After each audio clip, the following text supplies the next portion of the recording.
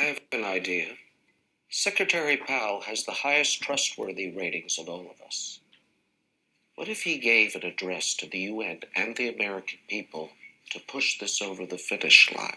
Carl, I have been very vocal about my reservations about invading Iraq. No, Colin, you're such a nervous Nelly.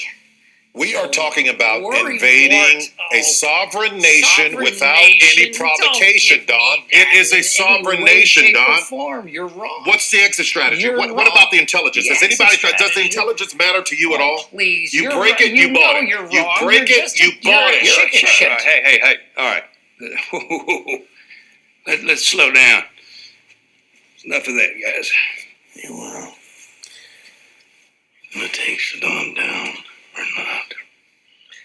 You are the president. War is yours.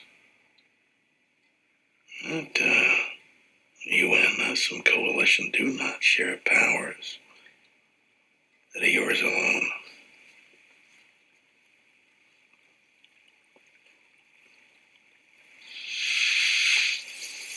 George, make sure Powell sees the intelligence.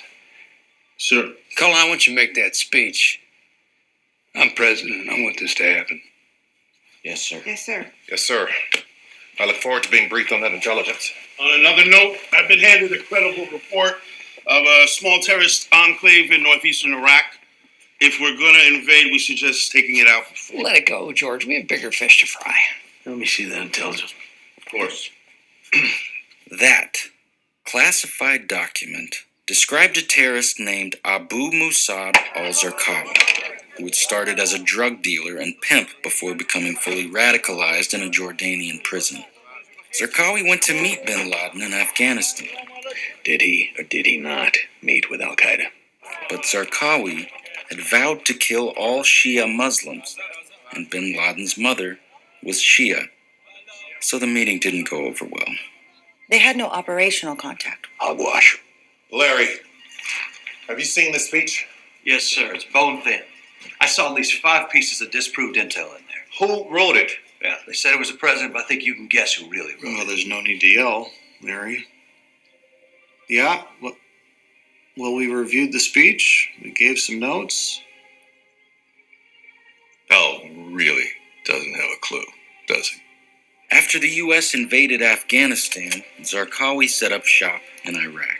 It was the only connection Cheney had between Al-Qaeda and Iraq. The Security Council will now begin its consideration of Item 2 of the agenda.